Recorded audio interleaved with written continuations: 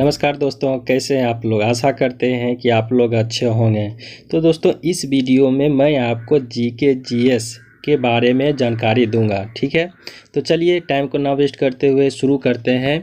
आज का प्रश्न, टाइफून नामक चक्रवात से निम्न में से कौन सा क्षेत्र प्रभावित होता है। इसका जो पहला ऑप्शन है वह है ऑस्ट्रेलिया, दूसरा ऑप्शन है वह है पश्चिमी द्वीप समूह क्षेत्र, तीसरा ऑप्शन है चीन सागर और जो चौथा ऑप्शन है वो है ये सभी। तो इसका सही जवाब क्या है, और इसका जो सही जवाब है वो है तीसरा, चीन सागर। तो चलिए नेक्स्ट क्वेश्चन की ओर बढ़ते हैं। तो देखिए प्रश्न नंबर है 2, फेरेल का सिद्धांत किससे संबंधित है। इसका जो पहला ऑप्शन है वो है पवन की दिशा से, दूसरा ऑप्शन है पवन के वेग से, तीसरा ऑप्शन है लहरों की तीव्रता से और चौथा ऑप्शन है इसमें से कोई नहीं। तो इसका सही जवाब क्या है, और इसका जो सही जवाब है वह है पवन की दिशा से। तो चलिए नेक्स्ट क्वेश्चन की ओर बढ़ते हैं और देखते हैं प्रश्न नंबर है, देखिए प्रश्न नंबर है 3, सुनामी है। इसका जो पहला ऑप्शन है वह है चक्रवात, दूसरा ऑप्शन है प्रति चक्रवात और तीसरा ऑप्शन है भूकंपी तरंग और नेक्स्ट जो इसका चौथा ऑप्शन है वह है अतिवृष्टि। तो इसका सही जवाब क्या है, और इसका जो सही जवाब है वह है भूकंपीय तरंग। तो चलिए नेक्स्ट क्वेश्चन की ओर बढ़ते हैं और देखते हैं प्रश्न नंबर है, प्रश्न नंबर है 4, डोल ड्रम्प इनसे संबंधित है। पहला ऑप्शन है भूमध्य रेखा के निकट शांति और हल्की परिवर्तनशील हवाओं से, दूसरा ऑप्शन है प्रशांत महासागर का विशेष क्षेत्र से, नेक्स्ट जो इसका तीसरा ऑप्शन है वो है एक प्रकार का महासागर प्रभाव से, नेक्स्ट जो इसका चौथा ऑप्शन है वो है इनमें से कोई नहीं। तो इसका सही जवाब क्या है, और इसका जो सही जवाब है वो है भूमध्य रेखा के निकट शांति और हल्की परिवर्तनशील हवाओं का क्षेत्र से। तो चलिए नेक्स्ट क्वेश्चन की ओर बढ़ते हैं और देखते हैं प्रश्न नंबर है, क्वेश्चन नंबर है 5, बली जार्ड की विशेषता है। इसका जो पहला ऑप्शन है वह है भूमध्य रेखीय, दूसरा ऑप्शन है उष्णकटिबंधीय और तीसरा ऑप्शन अंटार्कटिक और चौथा ऑप्शन है शीतोष्ण। तो इसका सही जवाब क्या है, और इसका जो सही जवाब है वो है अंटार्कटिक। तो चलिए नेक्स्ट क्वेश्चन की ओर बढ़ते हैं और देखते हैं प्रश्न नंबर है, प्रश्न नंबर है 7, गरजने वाला चालीसा क्या है। इसका जो पहला ऑप्शन है वो है अटलांटिक महासागर के प्रमुख जल धाराओं में से एक, दूसरा ऑप्शन है रूस की सबसे बड़ी व सबसे खतरनाक नदी, नेक्स्ट जो इसका तीसरा ऑप्शन है वो है पछुआ पवने, नेक्स्ट जो इसका चौथा ऑप्शन है वो है विश्व का सबसे बड़ा जलप्रपात। तो इसका सही जवाब क्या है, और इसका जो सही जवाब है वो है पछुआ पवने। तो चलिए नेक्स्ट क्वेश्चन की ओर बढ़ते हैं और देखते हैं प्रश्न नंबर है, प्रश्न नंबर है 8, दक्षिण पश्चिम मानसून का समय क्या है। इसका जो पहला ऑप्शन है वो है मध्य जनवरी मध्य फरवरी, नेक्स्ट जो इसका दूसरा ऑप्शन है वो है मार्च मध्य अप्रैल, नेक्स्ट जो इसका तीसरा ऑप्शन है वो है दिसंबर मार्च, नेक्स्ट जो इसका चौथा ऑप्शन है वो है मध्य जून सितंबर। तो इसका सही जवाब क्या है, और इसका जो सही जवाब है वो है मध्य जून सितंबर। तो चलिए नेक्स्ट क्वेश्चन की ओर बढ़ते हैं और देखते हैं प्रश्न नंबर है, प्रश्न नंबर है 9, भूमंडलीय हवाएं कौन सी है। इसका जो पहला ऑप्शन है वह है जो मौसम बदलने के साथ अपनी दिशा बदल दे, दूसरा ऑप्शन है जो रात और दिन के साथ अपनी दिशा बदल दे, जो तीसरा ऑप्शन है वह है जो कभी दिशा नहीं बदलती, नेक्स्ट जो इसका चौथा ऑप्शन है वह है जो पर्वतीय ढलान पर बहती हो। तो इसका सही जवाब क्या है, और इसका जो सही जवाब है वो है जो कभी दिशा नहीं बदलती। तो चलिए नेक्स्ट क्वेश्चन की ओर बढ़ते हैं और देखते हैं प्रश्न नंबर है, प्रश्न नंबर है 10, निम्न में से कौन सी अस्थायी पवनों का उदाहरण है।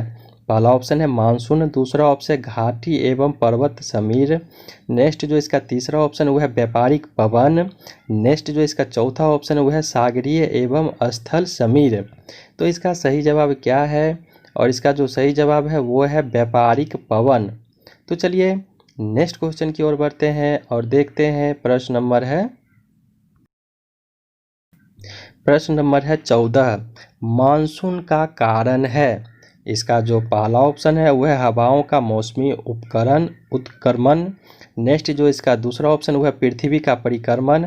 नेक्स्ट जो इसका तीसरा ऑप्शन है वह है बादलों की गति। नेक्स्ट जो इसका चौथा ऑप्शन है वह है तापमान में वृद्धि। तो इसका सही जवाब क्या है? और इसका जो सही जवाब है वो है हवाओं का मौसमी उत्क्रमण।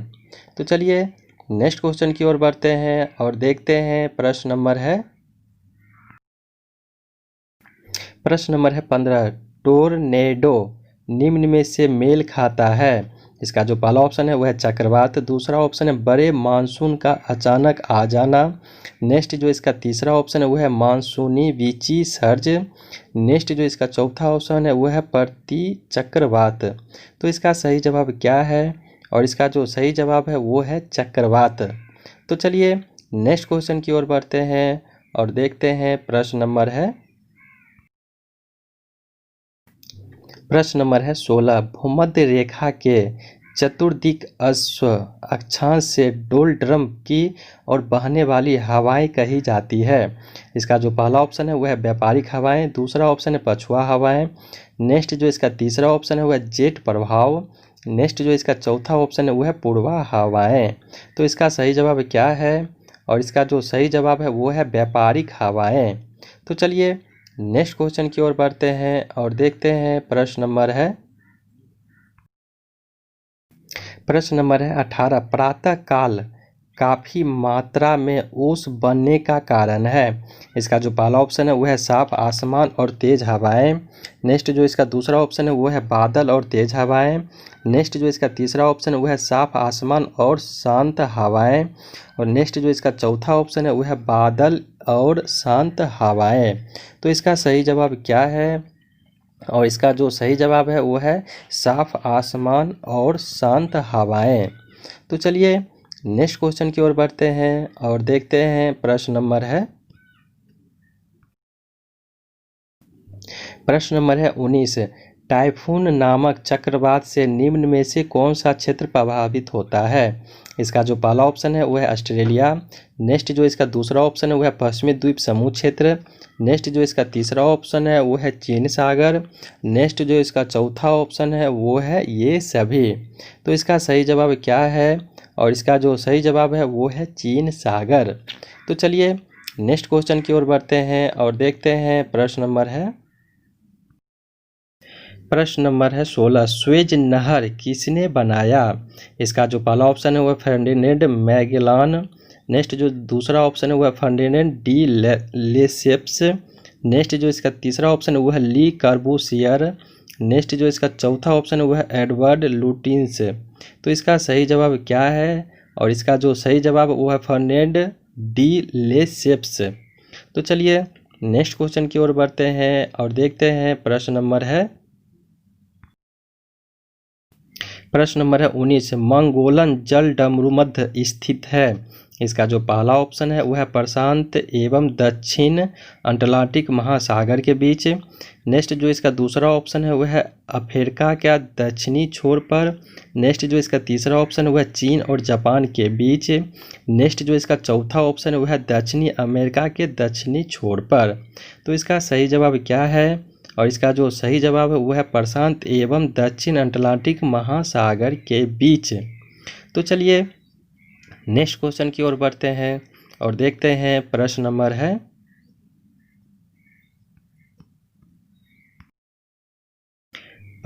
है 20। जब समुद्र से ध्रुव की ओर बढ़ते हैं उत्प्लवनता पर क्या प्रभाव पड़ता है?